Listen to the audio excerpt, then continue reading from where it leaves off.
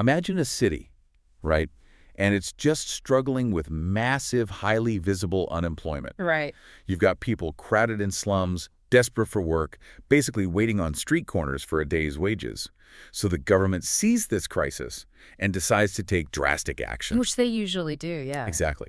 They offer massive subsidies, they clear land, and they convince these big corporations to build a dozen new state-of-the-art factories. Bam! They instantly create 10,000 high-paying formal jobs right in the heart of the city. Sounds like a massive win. It does. The politicians celebrate. Everyone thinks the problem is solved. But a year later, the city's unemployment lines aren't shorter. They're actually drastically longer. Yeah, the slums have expanded. Right. The crisis is visibly worse. I mean, it sounds like broken math. It's completely counterintuitive. Why on earth would creating thousands of great jobs make the unemployment problem worse? It is, it's honestly one of the most brilliant, kind of mind-bending paradoxes in all of development economics, and it perfectly illustrates why you just cannot apply basic, common sense to complex demographic and economic systems. Because it just backfires. Spectacularly. You have to understand the underlying mechanisms or your policies will do exactly that. They'll explode in your face. And unpacking those underlying mechanisms is exactly what we are doing today. Welcome to you, our listener, to this highly targeted deep dive. We are stripping away all the fluff today because this session is an intensive masterclass level revision designed specifically for your IES General Economics GE-04 Paper 4 exam. That's right. Our entire focus today is on the immense, often contradictory complexities of labor markets and urbanization in India. And we've spent, weeks curating this material for you. We are pulling directly from premium academic notes, places like the Delhi School of Economics and JNU. The heavy hitters. Exactly. Plus, we're breaking down recent government budget highlights, and most importantly, we are analyzing over a decade's worth of past year question model answers. Our goal isn't just to help you memorize a bunch of facts. No, it's to help you think like an examiner, right? Yeah. To understand the why and the how behind all these economic models. Exactly. So to give this session a really rigid spine, we're going to anchor our entire conversation around two heavyweight exam questions that really define the current syllabus. The big ones. Yep. First, the 2025 question requiring a critical evaluation of the rationale and the criticisms behind India's massive labor code consolidation. Which is a huge topic. Huge. And second, the classic 2024 question on the Harris-Todaro model and the mechanics of rural-urban labor flows. Which, spoiler alert, is the exact model that explains our opening paradox about job creation worsening unemployment. Right. And if you master the theoretical frameworks and the practical realities underlying those two specific questions, you are going to be in an incredibly strong position for paper 3. Because those questions really represent the core tension in the Indian economy. You have this vast migrating workforce making rational but desperate decisions, and they're colliding with a state apparatus that is desperately trying to regulate and protect them. Okay, let's unpack this. We cannot start talking about sweeping labor laws or urban migration without first establishing the ground reality of how work is actually structured in India. We really have to talk about labor market segmentation. Segmentation is the absolute foundational concept here. I mean, in a basic neoclassical intro economics class, we often treat the labor market like a giant fluid pool of water, right? Like it all just sloshes around evenly. Right. If you pour a bucket of water in representing new workers, the water level just rises evenly everywhere. Workers seamlessly move to wherever wages are highest, employers compete for them, and eventually the whole system reaches this nice, clean equilibrium. But the Indian labor market does not behave like a single pool of water, not even close. It is heavily segmented. Very heavily. It's basically like a massive two-lane highway, right? Where 90% of the traffic is forced onto this unpaved, incredibly dangerous dirt shoulder. Yeah. While this tiny privileged fraction just cruises along in a protected fast lane. I mean, how does wage determination even work on that dirt shoulder? Is it purely competitive based on survival, or is there any bargaining power at all? That highway analogy is spot on. We are dealing with a stark dual labor market. The fast lane is the primary formal labor market.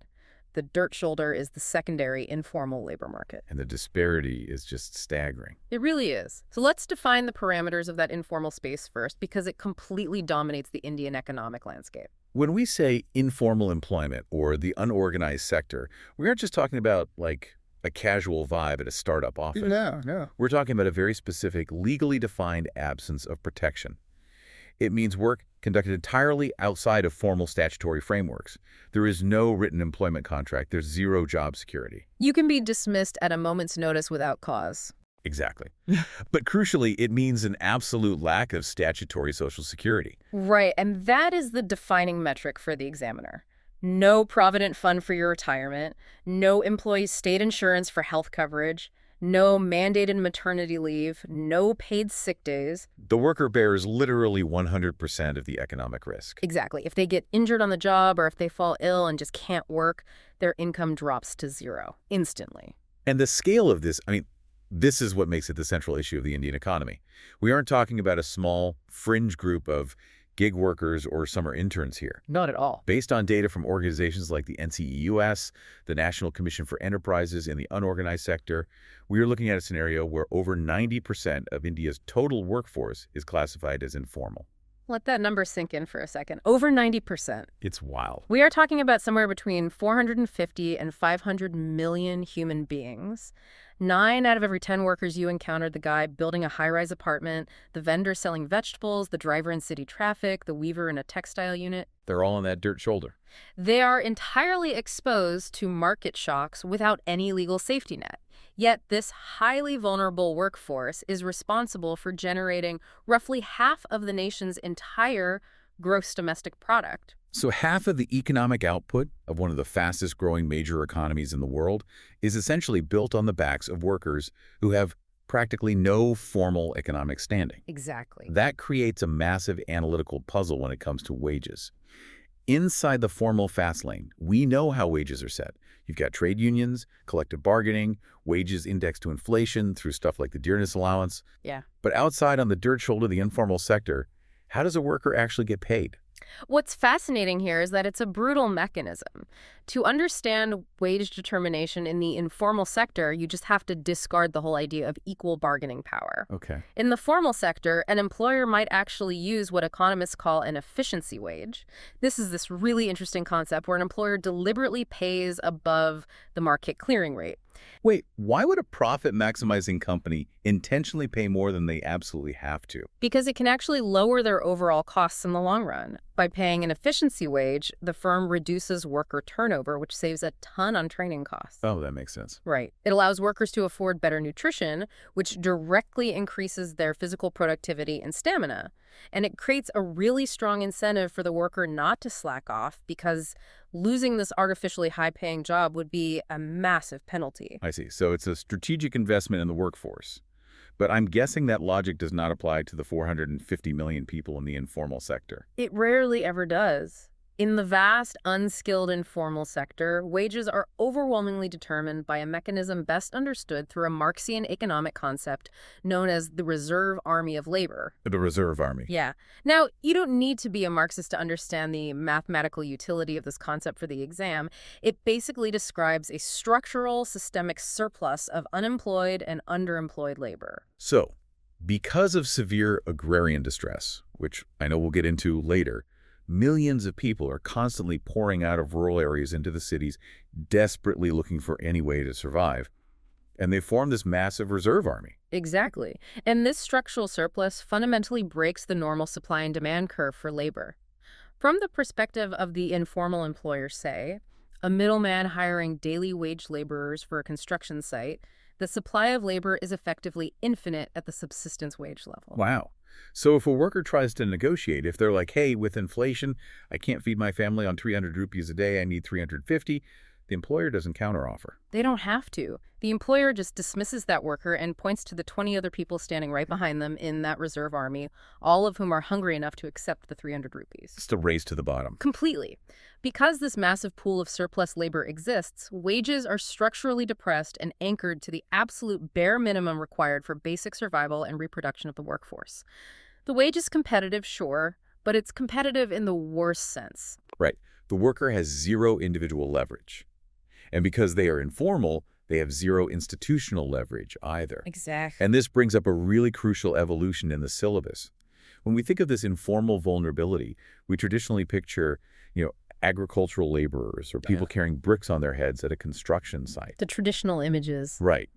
But the nature of informality is undergoing this massive high-tech transformation we have to talk about the gig economy. No, absolutely. The gig economy is the most significant structural shift in the modern labor market, and it represents a massive headache for regulators. We're talking about platform workers. Right, people driving for ride-hailing aggregators like Ola or Uber, delivering food for Swiggy and Zomato, or doing plumbing and beauty services through Urban Company. Exactly. And on the surface, it's marketed as this ultimate empowerment, right?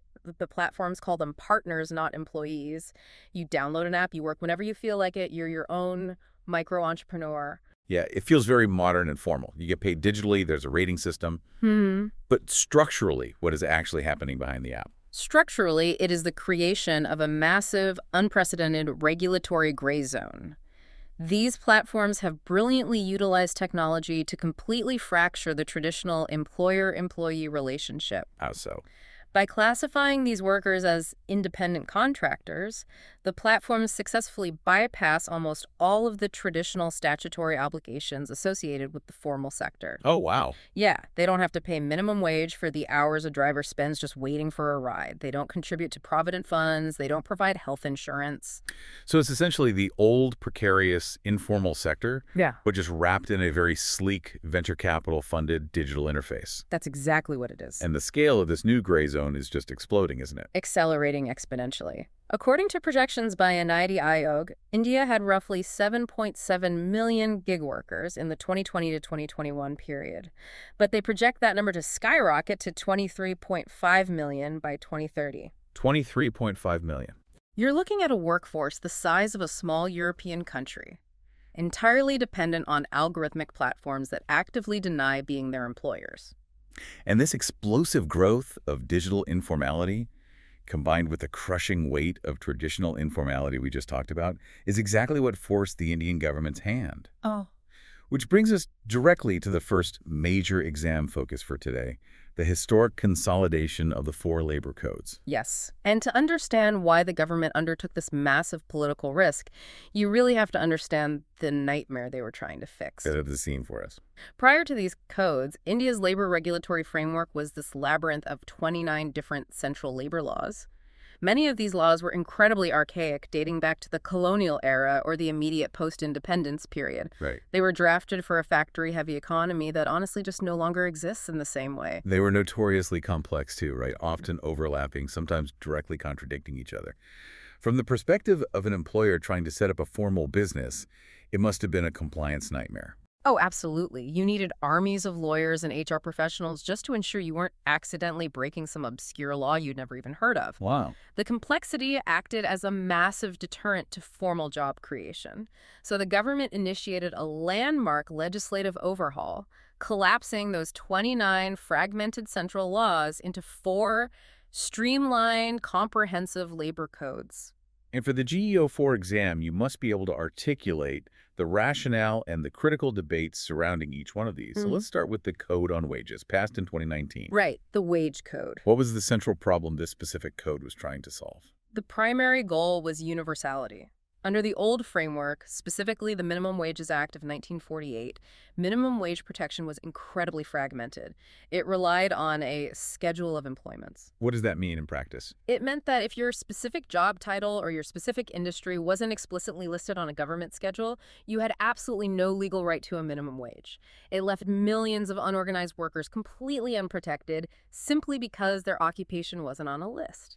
So the new wage code attempts to fix that by introducing the concept of a statutory floor wage. Yes, exactly. The central government is now empowered to set a national floor wage. And the critical change here is that this floor wage is intended to be universal.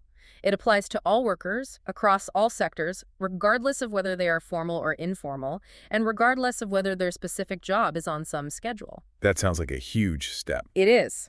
Furthermore, state governments, who also set minimum wages, are legally prohibited from setting their state minimum wage below the national floor wage. Okay, establishing a hard, universal floor sounds like a massive victory for labor on paper. But we need to look at this critically. Let's move to the second code, which is arguably the most fiercely debated piece of economic legislation in recent Indian history, the Industrial Relations Code of 2020. Yes. This code represents a profound philosophical shift in how the Indian state views industrial growth and worker protection. And the entire debate centers around one specific number. It's just one number. Yeah, the threshold for government approval regarding closures, retrenchments, and layoffs. Okay, let's break this down mechanistically. Under the old law, the Industrial Disputes Act of 1947, there was a specific section, Chapter VB. What did Chapter VB actually do? Chapter VB mandated that any industrial establishment, a factory, a mine, a plantation that employed 100 or more workers, had to seek explicit prior permission from the appropriate government authority before they could legally lay off workers, retrench staff, or close down their operations. And I'm guessing, politically, governments are very rarely eager to sign a piece of paper authorizing mass layoffs in their jurisdiction. They almost never did. Obtaining that permission was notoriously difficult, time-consuming, and highly politicized. Right. It meant that once a company hired its 100th formal worker, they were essentially locked in. They completely lost the flexibility to downsize their workforce in response to a recession, a loss of a major contract, or a shift in technology. Which leads to this fascinating and kind of perverse economic outcome. I mean, if you are an entrepreneur and you know that hiring your 100th employee means you can never fire anyone again if the economy turns sour, what do? You don't hire them. You do everything in your power to stay at 99 employees. You literally stunt your own growth. Precisely. This regulatory threshold is widely cited by economists as a primary cause of what is termed the dwarfism of Indian manufacturing. Dwarfism? Yeah, we had an abundance of tiny micro-enterprises that stayed artificially small to avoid the regulatory radar, and a few massive conglomerates that could afford the legal compliance. But we severely lacked that dynamic, job-creating middle layer of mid-sized manufacturing firms that drove the economic miracles in places like East Asia. That makes total sense. Alternatively, if a firm did need to expand beyond 99 workers to meet demand, they just wouldn't hire formal employees. They would bypass the law by hiring highly precarious, informal contract labor through third-party agencies. So a law designed to protect formal workers actually ended up incentivizing companies to rely heavily on informal contract labor. That is a classic unintended consequence. So what does the new Industrial Relations Code do to fix this? It raises that critical threshold from 100 workers up to 300 workers. That's a massive jump. So a factory with 299 formal employees can now restructure, adopt new automation technology, or even shut down completely without having to beg the government for permission. Yes. And this is exactly where you must focus your analysis for the exam. This is the ultimate trade-off between flexibility and protection. Okay, lay out the two sides. The economic rationale for the government and the argument for flexibility is that by removing the fear of being unable to downsize, mid-sized firms will finally be emboldened to scale up. Right. They'll attract more investment, they'll be able to compete in volatile global export markets, and most importantly, they will be far more likely to hire workers formally on their own payrolls because the perceived risk of doing so has been drastically reduced. It's the argument that a dynamic entry policy requires a flexible exit policy. If you make it impossible to fire people, companies stop hiring people. But let's look at the other side of the trade-off. What is the argument for protection? The criticism from labor unions and worker advocates is profound. By moving the threshold from 100 to 300, the state has effectively stripped statutory job security from millions of workers employed in those mid-sized enterprises. Wow, yeah. A worker in a factory of 250 people who previously had a government shield protecting their job can now be unilaterally laid off with just notice and severance pay. Critics argue this isn't creating a more dynamic formal sector. It is simply legalizing the precarity of the informal sector and bringing it inside the factory gates. That is a phenomenal debate point, and you absolutely must be able to argue both sides of that 100 to 300 threshold change for the GE-04 exam. Moving on, let's look at the third code, which tries to address that massive new gray zone we talked about earlier, the Code on Social Security 2020. This one is highly progressive, at least in its intent. Its most defining feature is that it formally recognizes gig workers and platform workers in Indian law for the very first time. That's huge. Crucially, it mandates the extension of vital social security nets to these workers. So we're talking about access to the Employees State Insurance Corporation, ESIC, for health and maternity benefits, and the Employees Provident Fund Organization, EPFO, For retirement savings. Exactly. But wait, how is the government planning to pay for this if the platforms still refuse to admit they are actually employers? Right, so the code attempts a creative workaround. It proposes the creation of dedicated Social Security funds, specifically for gig and platform workers. These funds are to be financed by a combination of contributions from the central government, state governments, and, crucially, a mandated contribution from the platform aggregators themselves. Oh, okay. Yeah, it's calculated as a small percentage of their total annual turnover, typically capped at around 1 to 2%. Here's where it gets really interesting, because that introduces a fascinating analytical concept that you should definitely use in your answers. Pseudo-formalization. Yes. The critical debate here is whether this king actually formalizes gig workers. Does it grant them the full rights of an employee, including the right to collective bargaining and protection against arbitrary algorithmic dismissal? Well, Or does it simply create a parallel, much lighter version of Social Security? By asking platforms to contribute a percentage of their turnover to a general fund, rather than mandating they pay employer contributions for each specific worker, the state is arguably allowing platforms to maintain their lucrative independent contractor model while attempting to socialize the cost of their workers' precarity. so it's pseudo-formalization. Exactly. The implementation rules and the actual delivery mechanisms of this fund remain a massive, unresolved challenge. It's a very delicate balancing act. Finally, let's briefly touch on the fourth code, the Occupational Safety, Health, and Working Conditions Code 2020. Right, so this code consolidates laws relating to workplace environments, like the old Factories Act. For exam purposes, its most significant contribution is the formal statutory recognition of fixed-term employment. What does that mean in practice? It allows an employer to hire a worker directly on their own payroll for a specific predetermined period, say 6 months, to fulfill a large seasonal export order. Go. Historically, to get short-term labor, companies used middleman contractors, and those contract workers were, severely exploited. Under this new code, an employer can hire directly for a short term, but, and this is the crucial protective caveat, that fixed-term worker is legally entitled to all the statutory benefits, like proportionate gratuity, wages, and Social Security, that a permanent worker doing the same job would receive. So again, we see the state trying to thread the needle here, Ah. giving the employer the agility to handle seasonal spikes without the burden of permanent hires, but ensuring the worker isn't treated as a completely disposable second-class citizen during that contract period. That is the legislative intent across all 4 codes. Formalize the informal, protect the vulnerable, while giving industry the flexibility to grow. However, as any serious student of economics knows, passing a law in New Delhi is very, very different from changing economic behavior on the ground across a subcontinent. This brings us to a really sobering reality check. We have these sweeping new codes, but let's look at the historical track record of enforcement.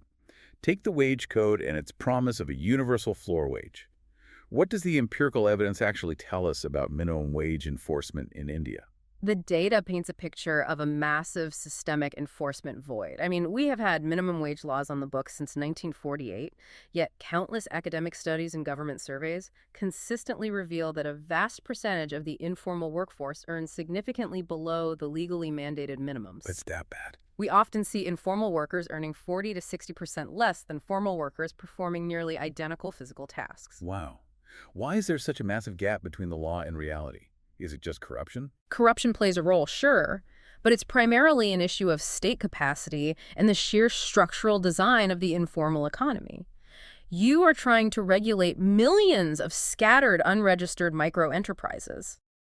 A local government simply does not have the budget or the manpower to send labor inspectors to every roadside eatery, every small brick kiln, or every single household employing a domestic worker. So the law is essentially a suggestion. There's a speed limit, but there are absolutely no cameras and no police officers on the road. Exactly. And this lack of enforcement, this structural inability to guarantee a living wage to adult workers, creates a vicious cycle that leads to one of the most tragic and sensitive topics on the syllabus, child labor. Yes. And you cannot analyze child labor purely as a moral failing or just a legal issue. You have to analyze it as a brutal economic phenomenon deeply rooted in intergenerational poverty. When the wages of adult informal workers are continually driven down to mere survival levels by that reserve army effect we discussed earlier, families face a devastating economic calculus. They are not choosing to send their children to work out of malice. They are deploying their children into the labor market as a desperate, necessary strategy to augment the household income just enough to avoid starvation. The informal economy demands the absolute cheapest labor possible to maintain profit margins. And tragically, a child is the cheapest, most compliant form of labor available. They don't unionize, they don't demand breaks, and they can be paid a fraction of an adult's wage. Exactly. Legally, the framework here is the Child and Adolescent Labor Act, originally from 1986, with a very significant amendment passed in 2016. What were the key changes in that 2016 amendment? The 2016 amendment introduced a complete blanket ban on the employment of children, strictly defined as anyone below 14 years of age in all occupations and processes. The only exception was for helping in a family enterprise after school hours. Furthermore, it created a new legal category called adolescents, those between 14 and 18 years of age, and specifically prohibited their employment in hazardous occupations like mining or handling explosives. But again, we hit the enforcement wall. Despite the stringent 2016 ban, we still see widespread reports of child labor in unregulated sectors: carpet weaving, agriculture, domestic work, and the informal supply chains of major industries. Yeah. It proves that you just cannot legislate away a problem driven by fundamental economic desperation. If the parents cannot earn a living wage, the children will continue to work. Which brings us to the traditional mechanism that workers have historically used to demand a living wage and enforce standards when the state fails: trade unions and collective bargaining. Right. Where do unions fit into this highly segmented landscape? Well, let me guess. Inside the walled garden, the formal sector, they exist. Outside, they don't. That's broadly accurate, but the picture is actually even more complex now. Even within the formal sector, where major central trade union federations like the BMS, INTUC, and CITU have historically held immense political and economic power, we're witnessing a steady, long-term decline in union density. Why is that? Why are formal workers losing their collective power? It's a combination of global macroeconomic forces. Increased automation reduces the reliance on massive factory floor workforces. The threat of capital flight in a globalized economy means that if a union strikes too aggressively, a multinational corporation might simply move production to a cheaper country, like Vietnam or Bangladesh. Globalization. Right. And domestically, the increasing flexibilization of labor laws, including the new Industrial Relations Code we discussed, fundamentally weakens the leverage of the strike. Yeah, outside the wall, in the informal sector, where 90% of the workers actually are. Trade union presence is almost entirely absent. I mean, think about the logistics of organizing informal workers. You have a highly fragmented workforce spread across millions of tiny locations.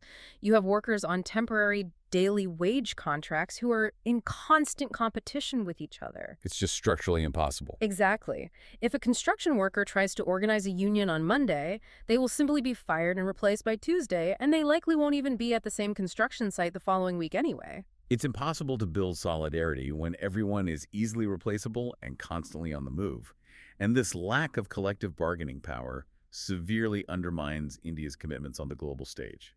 We really have to talk about the International Labor Organization, the ILO, and their core labor standards. Yes, this is a highly probable topic for short notes in the exam. The ILO has defined a set of fundamental conventions that establish the global baseline for what they term decent work.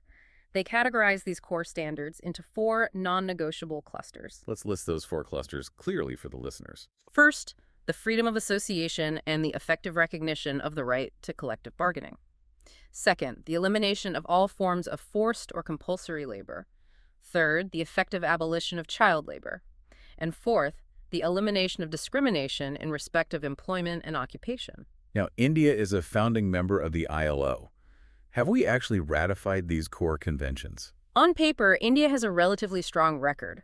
We have ratified 47 ILO conventions in total. Crucially, in recent years, we ratified the core conventions regarding the worst forms of child labor and forced labor. But I'm sensing a massive however coming. If we connect this to the bigger picture, Right. the however is the glaring ratification implementation gap. It's the recurring theme of our entire discussion today. The government can sign a treaty in Geneva committing to the freedom of association. But back home, if 90% of the workforce operates in an informal sector where structural realities make forming a union practically impossible, that treaty commitment is effectively meaningless for the vast majority of the population. International normative standards clash violently with domestic structural realities. Okay, we have painted a very detailed, very complex picture of the labor market structure here. We've explored the walled garden of the formal sector, the vast, precarious wilderness of the informal sector, and the government's ambitious, often flawed attempts to bridge the gap with the labor codes. It's a lot. It is. But this massive workforce is not static. We touched earlier on agrarian distress and the reserve army of labor. People are constantly moving. They're looking for a better life. And this geographic movement of labor is the engine driving the second half of our syllabus. We need to transition to urbanization and migration. We do. And the demographic shift currently underway in India is of historic, almost unprecedented proportions. We are watching hundreds of millions of people transition from rural, agrarian lives to urban, industrial, and service-oriented lives. It's monumental. To put some hard numbers on it for the exam, according to the 2011 census, India's urbanization rate was roughly 31 to 35%. But projections by the UN and various domestic agencies suggest that by the year 2050, that rate will cross the 50% threshold. So within a few decades, more than half of a population of 1.4 billion people will be living in urban areas. Just the physical logistics of that are mind-boggling. But before we get into the consequences, we should probably define what we actually mean by urban. It's not just about tall buildings, is it? The Census of India has a very specific definition. Yes, and examiners love to test this specific definition. A settlement is classified as a census town if it meets 3 simultaneous criteria. First, a minimum population of 5,000. Second, a density of population of at least 400 persons per square kilometer. And third, critically, at least 75% of the male main working population must be engaged in non-agricultural pursuits. That third point is vital. It's an occupational shift, not just a population density metric. So why are people making this massive shift? Why are they leaving the villages in such historic numbers? Yeah. In economics, we divide this into push factors and pull factors. Let's start with the push. The push is fundamentally a narrative of severe systemic agrarian distress. Over the decades, we have seen agricultural stagnation. We have incredibly fragmented land holdings. Imagine an extended family trying to survive generation after generation on less than a hectare of divided land. It becomes economically unviable. Yeah. Add to that the increasing volatility of climate shocks, erratic monsoons, and droughts, which just destroy crop yields. The agricultural sector has simply reached its absolute carrying capacity. It cannot absorb the growing rural youth population. They are quite literally pushed out of the village by a lack of basic survival opportunity. They just have to leave. And then there are the pull factors drawing them towards specific cities. The pull is the perceived promise of the urban economy. The most obvious pull is the stark urban-rural wage gap. Even a highly precarious, low-paying, informal job in a city like working at a tea stall or a construction site often pays significantly more in hard cash than back-breaking agricultural labor in a village. Right. There's also the powerful economic force of agglomeration, the concentration of manufacturing hubs, specialized services, and better social infrastructure like schools and hospitals that naturally cluster in urban centers. Which brings us back to the brilliant paradox we opened the show with. The 2024 exam question. The Harris-Todaro model. Also known as the Todaro migration model, developed by John Harris and Michael Todaro in the 1970s. This is an absolutely foundational concept for understanding rural-urban migration in developing economies. Let's set the stage for why their model was so revolutionary. Before Harris and Todaro, what did economists actually assume about migration? The classical assumption was incredibly simple, honestly almost naive. It assumed that a worker would migrate if the wage in the city was higher than the wage in the rural area. Seems logical enough. Sure, but the logical conclusion of this assumption was that if a city experienced high unemployment, meaning there were visibly no jobs available, migration should automatically stop. Because why would a perfectly rational economic actor spend money to move to a city where they can clearly see people sleeping on the streets outside closed factory gates? It makes perfect intuitive sense. If there are no jobs, people will stay home.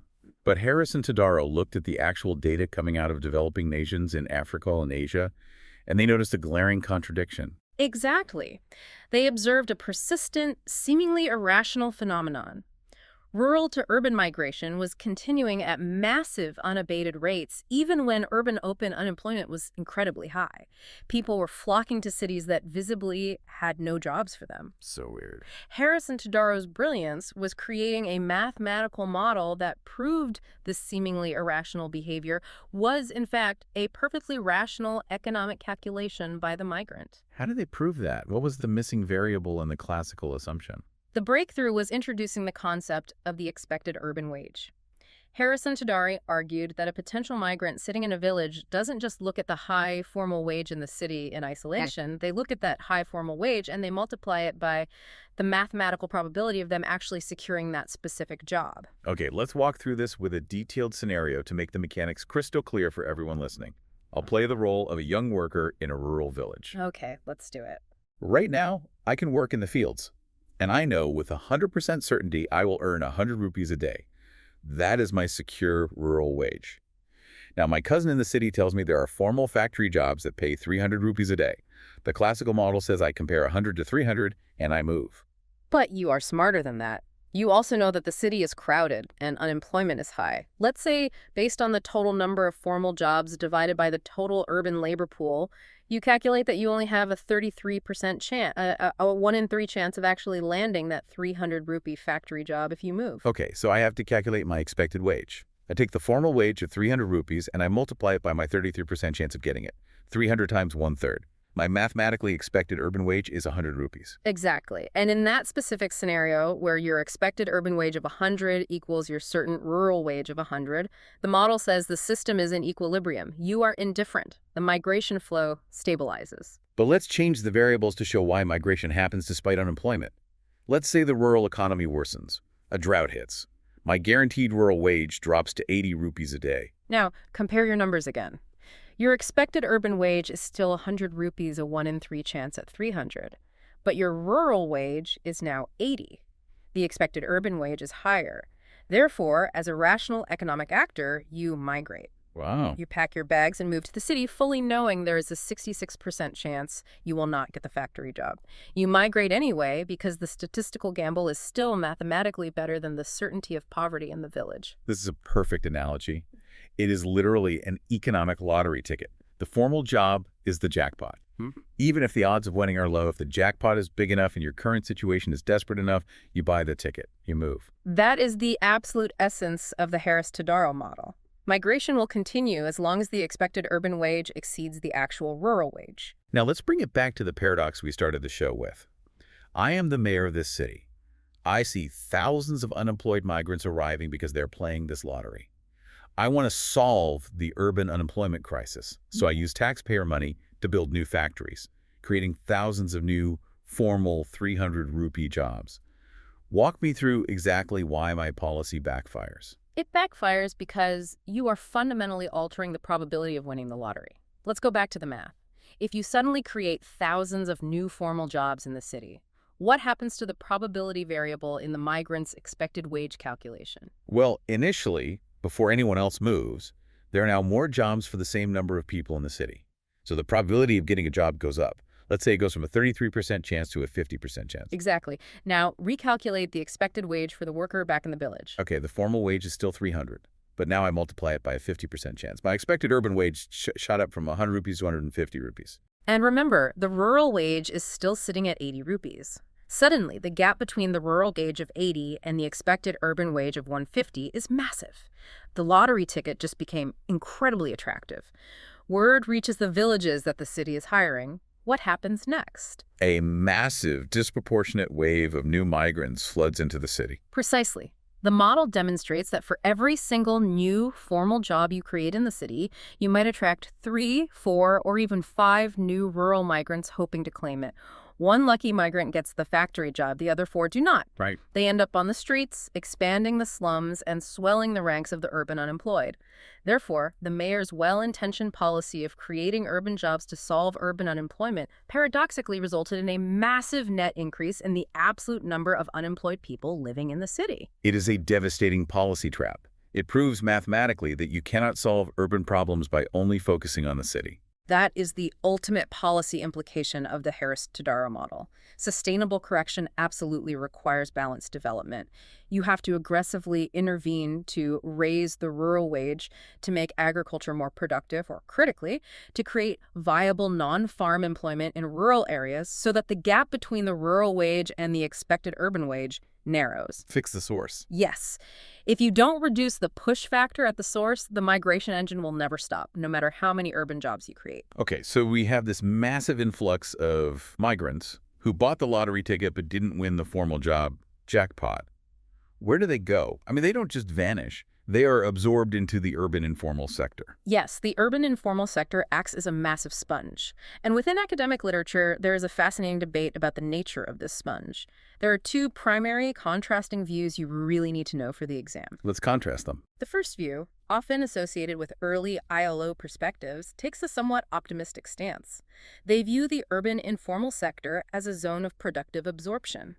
They see it as a dynamic, resilient entrepreneurial space where migrants, lacking formal options, ingeniously create their own employment. Setting up food stalls, repairing electronics, providing services. Right. And they make a vital contribution to the urban economy. It's the hustle narrative. They are micro-entrepreneurs. What is the contrasting view? The contrasting view, strongly championed by economists like Deepak Mazumdar, is far more critical. Mazumdar views the urban informal sector not as dynamic entrepreneurship, but as a massive residual queue. A residual queue, like a giant crowded waiting room. Exactly. In this view, these migrants aren't willingly choosing to be entrepreneurs. They are severely underemployed, earning bare subsistence wages, simply biding their time.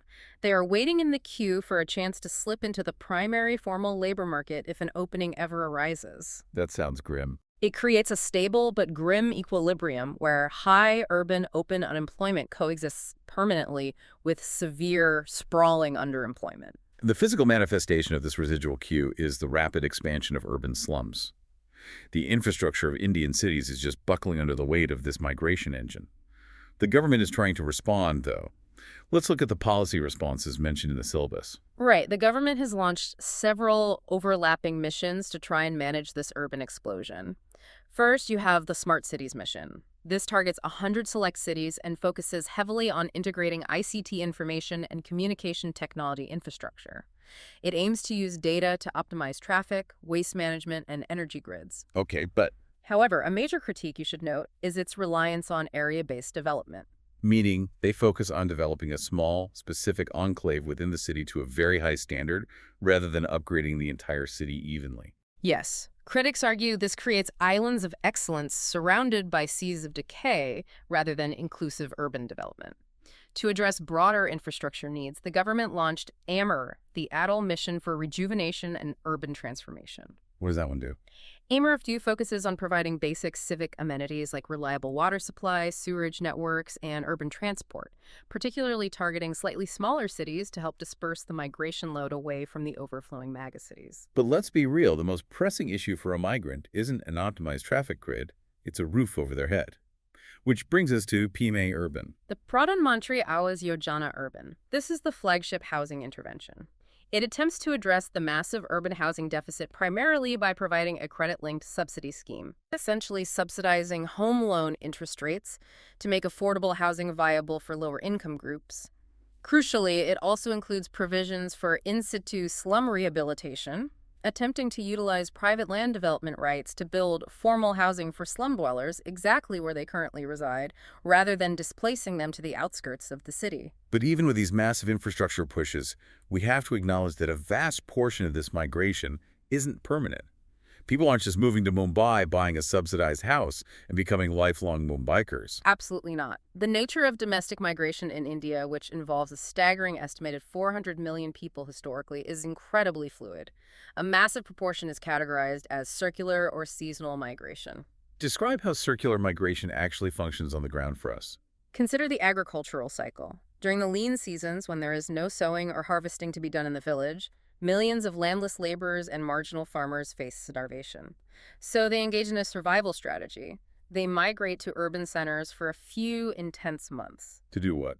They work in highly hazardous, unregulated sectors. The quintessential examples are urban construction sites and rural brick kilns. They live in temporary, squalid conditions on the worksite, save every possible rupee, send remittances back home to keep their families afloat, and then, when the monsoon arrives and agricultural work resumes, they circle back to their villages. They are living a dual existence. They straddle both the rural and urban worlds, but because they are constantly moving, they belong securely to neither. Exactly. They're politically invisible in the city because they don't vote there, and they are economically vulnerable everywhere. And this deep structural vulnerability was exposed to the entire world in the most traumatic way imaginable just a few years ago. You are referring to the defining macroeconomic shock of our generation, the COVID-19 pandemic and the unprecedented reverse migration of 2020. It was a moment that forced everyone to look at the reality of the dual labor market. When the sudden national lockdowns were announced, the formal economy, the people inside the walled garden, adapted. They took their laptops, went home, logged onto Zoom, and continued to receive their salaries. But the urban informal economy collapsed literally overnight. It was a catastrophic failure of the urban social protection architecture. Construction sites were shut down, street vending was banned, domestic workers were barred from entering apartment complexes. Millions of circular migrants suddenly had zero income. With no safety net. Because they were informal, they had no provident fund to fall back on. Because they were migrants, they had no permanent housing, often sleeping at their work sites, which were now closed. And because they weren't registered in the city, they initially struggled to access emergency state rations. The survival calculus flipped instantly. The city, which was supposed to be their economic lifeline, became a place of starvation. And so, lacking any urban safety net, millions of people made the desperate decision to walk hundreds, sometimes thousands of kilometers back to their rural villages. From an exam perspective, the handling of the 2020 reverse migration is frequently analyzed as a massive policy failure. It brutally and undeniably exposed the complete inadequacy of relying on a precarious, informal sector to build modern cities. Right. It highlighted the urgent, desperate need for portable Social Security benefits that follow the worker, rather than being tied to a specific geographic location or a formal employer. It proved that the informal sector isn't just a quirky or resilient feature of the Indian economy. It is a profound macroeconomic vulnerability. When a systemic shock hits, the people outside the walled garden don't just suffer. The entire economic engine grinds to a halt. Exactly. And that traumatic event forms the crucial backdrop for everything we've discussed today. The urgency behind the new labor codes, the desperate push to extend Social Security to gig workers, the massive investments in urban housing missions, they are all, at their core, frantic attempts to build a slightly more resilient architecture for this vast migrating workforce before the next inevitable shock hits. Wow. Okay. We have covered an immense, challenging, and deeply interconnected landscape today. We started by tearing down the illusion of a single labor market, exploring the stark duality between the protected formal sector and the massive 450 million strong informal workforce. Yeah, we covered a lot of ground. We analyzed the Marxian reserve army effect that drives informal wages down to survival levels, and we watched that same precarity evolve into the modern, algorithmically driven gig economy. We critically evaluated the government's response to the historic consolidation of the four labor codes. We debated the controversial 100 to 300 threshold in the Industrial Relations Code, really balancing the economic need for industrial flexibility against the fundamental right to worker protection. Right. And we looked at the grim ground realities of minimum wage enforcement gaps and the tragic persistence of child labor driven by intergenerational poverty. And then we follow the labor geographically. We unpack the historic demographic shift toward urbanization. We broke down the brilliant mathematics of the Harris-Todaro model, revealing the terrifying paradox that creating urban jobs can actually worsen urban unemployment if you don't simultaneously solve rural distress. Such a key concept. We contrasted the ILO's view of a dynamic informal sector with Mazumdar's grim reality of a residual queue. And finally, we saw all these vulnerabilities collide tragically during the COVID-19 reverse migration. It is a dense web of causality. To excel in this exam, you must show the examiner that you see the connections. You must show how agrarian distress pushes labor into urban slums, and how regulatory thresholds in New Delhi dictate hiring behavior on a factory floor in Chennai. So what does this all mean? As we bring this masterclass to a close, let's look into the expert crystal ball. For the student listening right now, agonizing over their GE-04 revision strategy, where should they focus their energy?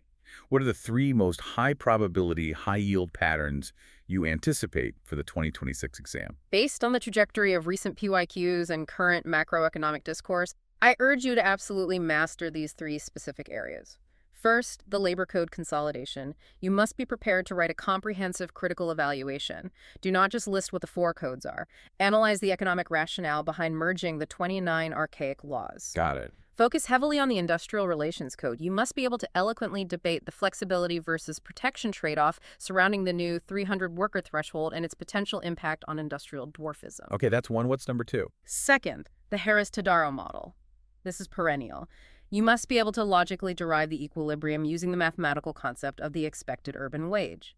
But more importantly, you must be able to clearly articulate the policy paradox, explain exactly why urban job creation can accelerate rural-urban migration and exacerbate open unemployment. Be ready to argue why this necessitates balanced rural development. Essential. And the third? Third, the measurement and future of informal employment. Be prepared to define informal employment strictly based on the absence of Social Security and contracts. Know the NCEUS statistics cold. But for the highest marks, pivot to solutions. Discuss the code on Social Security as a potential pathway to formalization for gig workers, use the concept of pseudo-formalization, and critically evaluate the implementation challenges of funding these new Social Security nets. That is a phenomenal, highly actionable roadmap. Focus on the underlying mechanisms. Exactly. The examiners are testing your analytical depth, not your ability to memorize a list. And as you dive back into your books, I want to leave you with one final, broader thought to mull over something that bridges everything we've discussed with the rapidly approaching future. Lay it on us. This raises an important question. For the last hour, and really for the last 70 years of development economics, the entire underlying goal has been structural transformation. The dream was always to move the masses out of the precarious informal sector and into the secure factory floor jobs of the formal primary labor market. Right, the walled garden. But the global economy is shifting violently. As artificial intelligence and advanced robotics begin to systematically displace even complex, routine formal jobs, we are facing a terrifying question.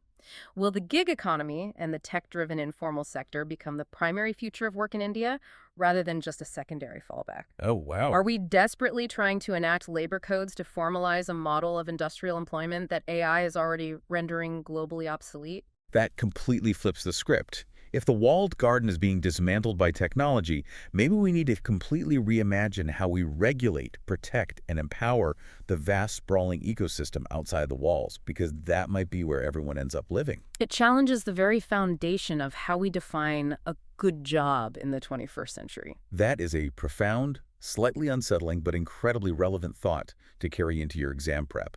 And with that, we are wrapping up this intensive deep dive. To you, our listener, thank you for joining us on this rigorous journey through the Indian economy. We wish you the absolute best of luck with your GE-04 Paper 4 exam. Keep questioning the models, keep connecting the elegant theories to the messy ground realities, and as always, keep diving deep.